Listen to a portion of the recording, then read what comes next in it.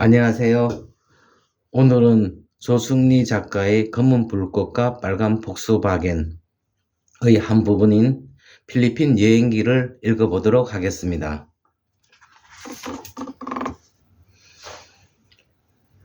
24시간 후 내가 도착할 공항이 사라져 버렸다는 소식을 듣고 모든 사고가 정지되었다. 당혹감을 추스르며 부랴부랴 항공사 연락을 취했다. 상담원은 보상 따위는 없으며 항공료만 전액 환불 조치될 거라 통보하고 멋대로 전화를 끊어버렸다. 이때라도 이 여행을 멈춰야 했다. 나에게는 징크스가 하나 있다. 오래전 잘못 채운 단추를 공개석상에서 지적받은 일이 있다.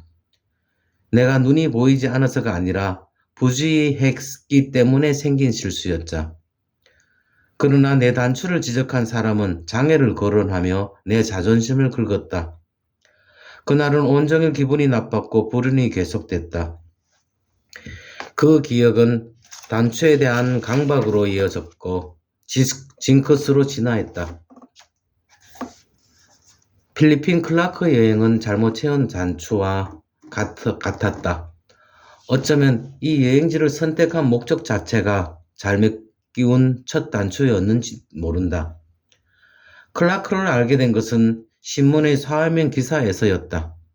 그것은 주로 강력범죄의 배경지로 소개됐으며 사건 사고가 끊이지 않는 위험한 여행지라고 했다. 당시 내가 관심을 갖고 들여다보던 필리핀 관광객 납치 사건의 주 무대도 클라크였다. 나는 욕망이 무딘 사람이지만 위험할 줄 알면서 활락거로 모여드는 심리가 궁금했다. 기회가 된다면 클라크를 방문해보고 싶다고 생각했다. 친구들이 여행 얘기를 꺼냈을 때 자연스럽게 클라크 이야기를 꺼냈다. 당연히 납치 사건이나 유흥가라는 소리는 하지 않았다. 마침 직항편이 늘어 항공료가 매우 저렴했다. 진짜 목적을 숨긴 채 그동안 알아봤던 사실을 이야기했다. 한인이 운영하는 시설 좀 풀빌러가 있다더라. 차량이고 가이드고 다 포함한 가격이 보통 싼 게 아니더라.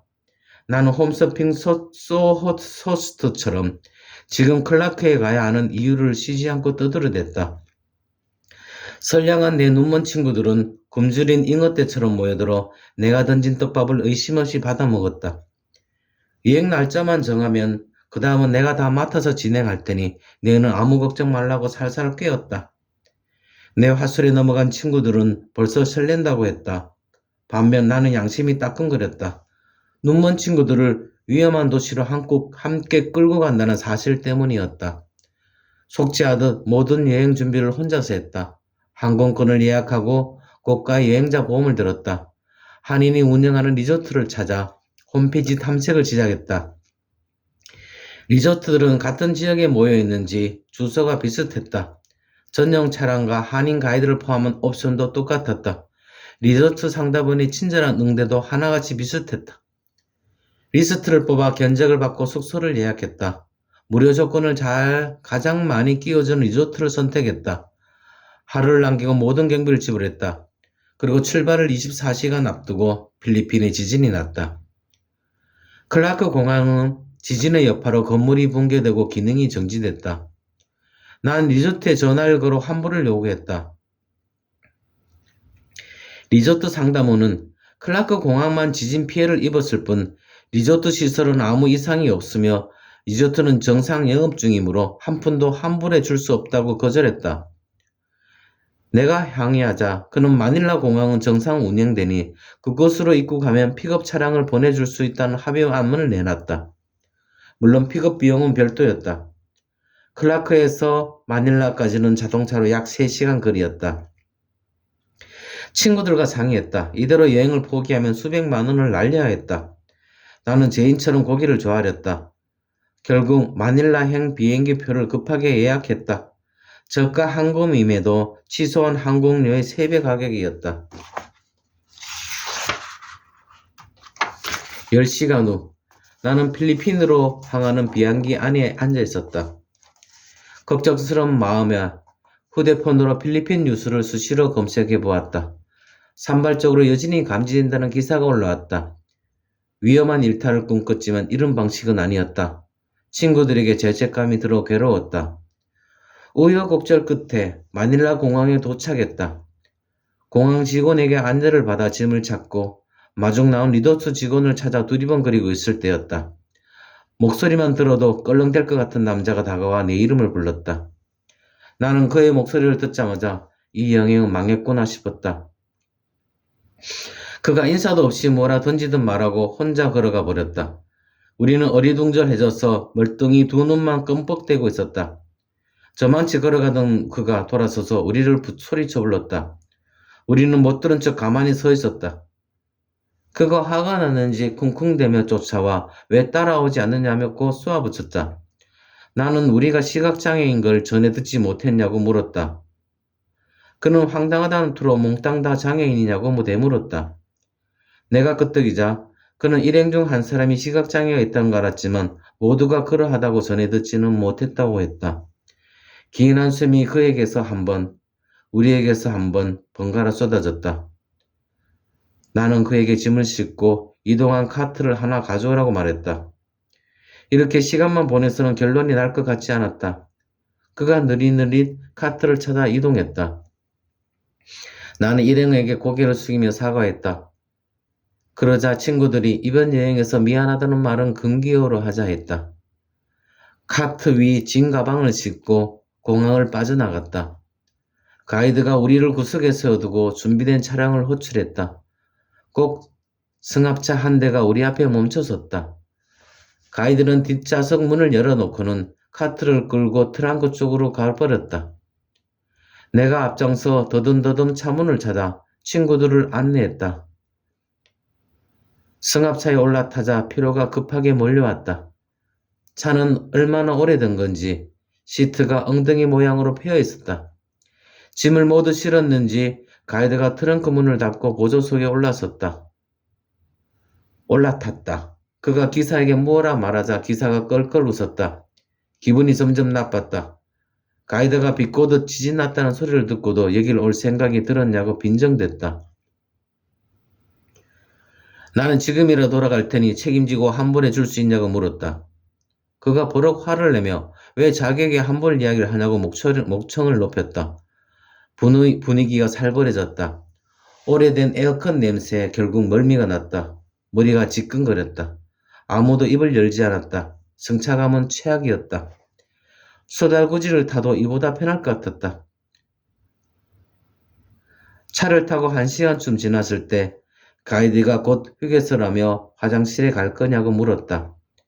나는 멀미가 나니 잠시 바깥 바람을 쐬고 싶다고 건조한 목소리로 말했다. 주차장에 차가 멈춰섰다. 가이드가 먼저 내리더니 혼자 걸어가 버렸다. 나는 차에서 내려 그애를 큰 소리로 불렀다. 그리고는 우리를 화장실까지 데려가 달라고 요청했다. 그가 우리를 짐짝처럼 끌어다 화장실 앞에 내팽개치듯 하고 돌아갔다. 기분도 컨디션도 최악이 되자 갑자기 웃고 싶어졌다. 그건 내 성격이었다. 나는 자포자기하면 웃음이 해펐다. 눈먼 친구들을 이끌고 화장실로 들어갔다. 우리 행색을 보더니 누군가 다가와 내 팔을 부축했다. 청소 담당 직원이었다. 그녀는 우리를 화장실 빈칸으로 들려보내고 서서 기다리다가 세면대로 안내해 주었다. 가이드는 화장실 앞에서 우리를 기다리고 있었다. 그가 차로 안내하며 우리에게 페트병 음료를 하나씩 건넸다. 나는 고맙다는 인사도 하지 않고 승합차에 올라탔다. 거물동차가 목적지를 향해 속도를 냈다. 가이드는 왜 하필 클라크였냐고 물었다. 그 질문에 대답해야 하는 사람은 나뿐이었다. 나는 저렴하게 풀린 항공권 때문이었다는 핑계를 댔다. 그가 클라크를 소개하기 시작했다. 클라크는 3G로 유명한 곳이에요. 3G라는 건 골프, 갬블이고요. 이 중 당신들이 즐길 게 하나라도 있나요? 나 참 여길 왜 왔나? 이해가 안 돼 묻습니다. 사흘간 뭐 하실 건가요? 뭐 하실 건데요? 나는 짜온 일정을 이야기했다. 그가 연신 불편한 듯 내 말에 끼어들려다가 일단 참고 드러나 보자는 식으로 거친 춤을 푸푸 쉬어댔다. 내 브리핑이 끝나자 그가 득달같이 반대를 시작했다. 앙헬레스는 여자들이 왜 가려고 하는데요? 그 유흥가라는 거 압니까? 수비큐엔 물놀이도 안 할 거면 왜 가는데요? 아침 10시부터 일정이라고요? 우와, 한장하겠네. 그는 골프 여행을 온 남자들을 대상으로 야간 투어를 하는 게 전문이라며 불만을 중얼거렸다. 나는 가이드를 교체해 다른 사람이 우리와 동행해도 된다고 말했다. 그러자 그가 입을 꾹 다물었다. 자동차는 다시 침묵막 들어찼다. 운전사는 눈치가 없는 건지 아니면 무척이나 심심했는지 가이드에게 말을 걸기 시작했다. 떠듬떠듬 그의 영어를 주워들었다. 그는 젊은 아내를 자랑했다. 자기와 25살 차이가 난다는 것이었다. 그러자 가이드가 뻐기듯 자기 여자친구는 19살이라고 말했다. 운전기사는 불황단처럼 휘파람을 불며 필리핀 스타일하고 휘죽댔다. 나도 모르게 웃음이 터졌다. 이 꼴을 보러 여기까지 와야 했나 하는 나를 향한 조소였다. 리조트에 도착해 배정된 숙소에 들어갔다. 나는 다시 한번 소리내 웃었다. 내가 예약한 숙소는 풀빌라였다. 건물 내부는 널찍하고 방도 4개나 됐다. 그런데 홈페이지에서 그토록 강조하던 프라이빗 수영장에 겨우 욕조만 했다. 수영은커녕 튜브만 띄어도 꽉 찰 정도로 협소했다. 일행 모두가 짐을 풀지 않고 거실 소파에 누워버렸다. 순간 바닥이 달달 진동했다. 여진이었다. 내 웃음에 점념됐는지 모두가 바람 빠지듯 일제히 웃어댔다.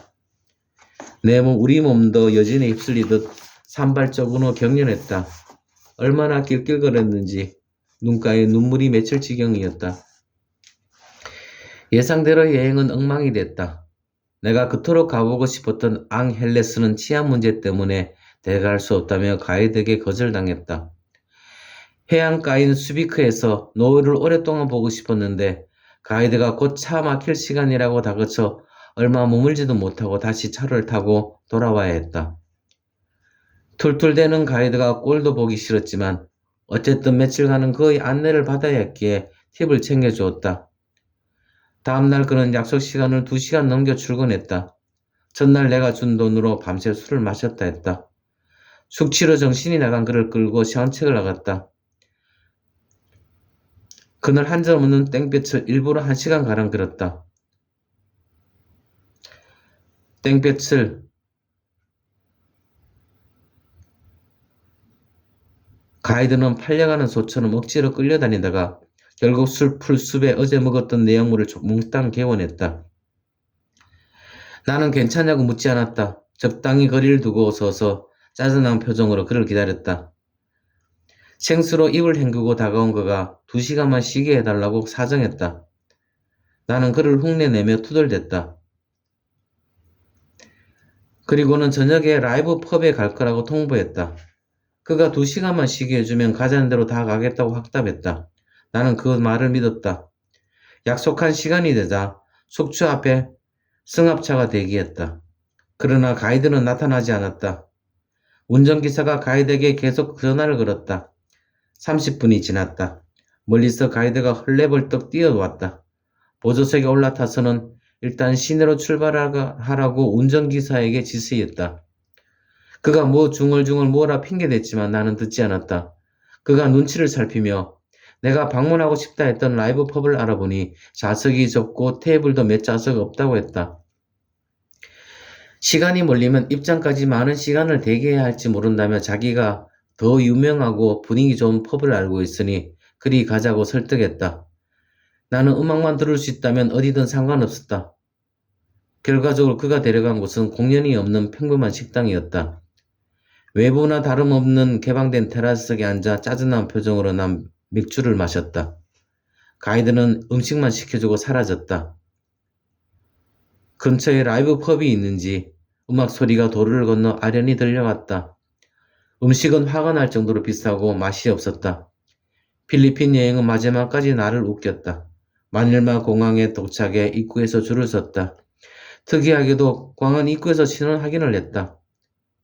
가이드는 돈을 조금 주면 줄 서지 않고 들어갈 수 있다고 했다.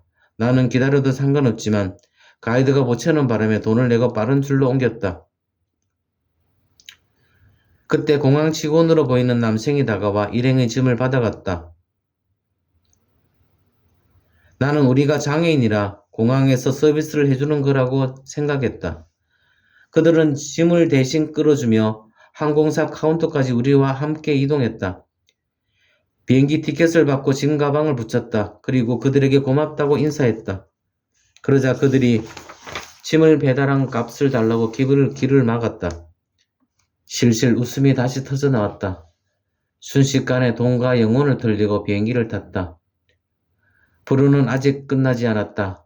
우리 좌석 앞뒤로 꼬마 아이들이 40명 넘게 앉아 있었다.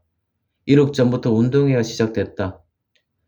일행 중 한 친구는 비행기 타는 걸 두려워해서 비행 시에 항상 신경 안정제와 수면 유도제를 먹고 잠을 자곤 했다.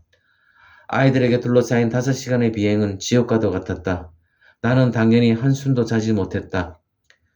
옆 좌석에 앉아있던 친구에게 눈을 붙이긴 했냐고 물었다. 그러자 그녀가 넉넉한 목소리로 말했다. 아이들이 수면제를 이겼어. 그 말을 듣자마자 진심으로 웃음이 터졌다. 여행은 처음부터 끝까지 엉망이었다. 그러나 진정한 클라크를 경험했다는 생각은 들었다.